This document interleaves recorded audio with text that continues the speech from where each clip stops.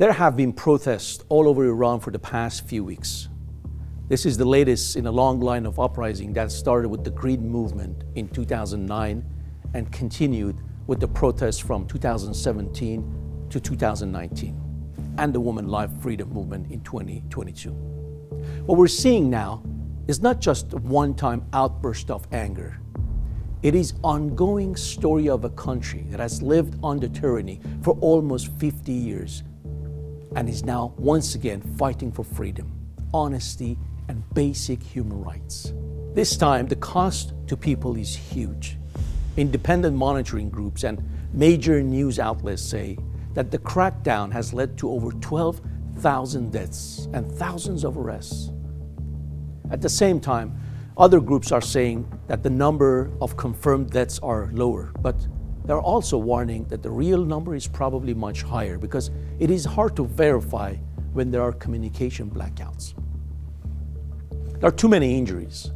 Doctors at one hospital in Tehran said that they have treated hundreds of gunshot wounds, which suggests that the government used planned methods to permanently disable and scare protesters. The Islamic Republic is acting like it usually does, with violence, mass arrests, and control over information. But there are also signs of stress that are easy to see. The size of communication shut down is one of the most obvious signs. Reuters says that during the nationwide blackout, internet access dropped to about 1% of normal levels. Some people tried to get the outside world through satellite internet like Starlink. NetBlocks has also recorded long-lasting outage across the country, which proves that the blackout lasting for days. These blackouts are not just a way of controlling people, they are also a sign of fear. Fear of working together, fear of being caught, and fear of the truth getting out. There are also more and more reports of anxiety within the regime's security forces, such as worries about disobedience and defections. Reports and analysis have pointed out that the regime has warned military personnel, which shows that it is worried about breaking up unity within its own enforcement structure. When a government has to rely more and more on threats and isolation, it is usually because it isn't legitimate anymore. Another important change is that more and more people are coming together around the transitional direction. Iranians will ultimately choose the final political system, whether it is to be a constitutional monarchy, a republic, or another democratic model. But the immediate goal is becoming clear: regime change.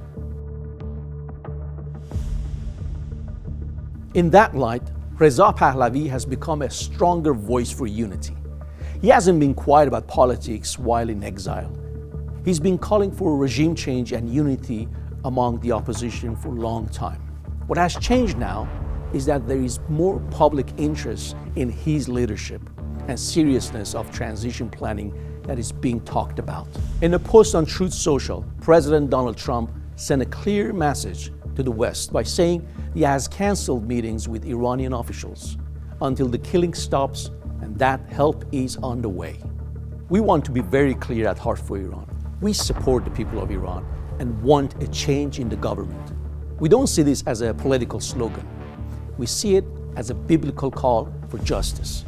The Bible always shows how much God cares about the oppressed, how much He hates tyranny, and how much He wants leaders to respect people's dignity. Wanting to get rid of a government that kills its own people and punishes the truth is not extreme, it is moral clarity. Since the internet has been shut down for so many people in Iran, it is hard to find reliable information and fear spreads quickly. That is why we go live every day to talk to Iranians who have been cut off from the rest of the world and cover what's going on. We offer the most recent news as it comes in, prayer and spiritual help for tired hearts, and a way for people living outside of Iran to send messages to their loved ones inside the country. This way, families who are cut off from each other can hear, "You are not alone. We can see you. We are with you." And I've been taking part in these live broadcasts because this is not the time to be far away. We believe that now is the time to be present. If this uprising is put down, it may take a lot longer and cost a lot more to get another one going.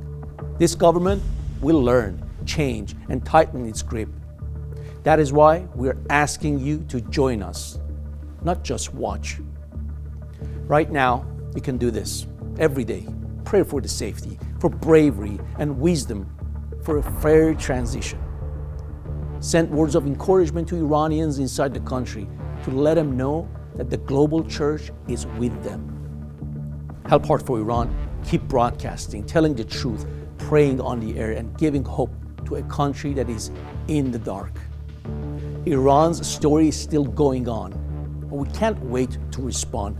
Fight for what's right. Don't give up hope. Have faith when you pray, and help us keep going, because millions of Iranians are listening in the dark and waiting to hear that there is still hope.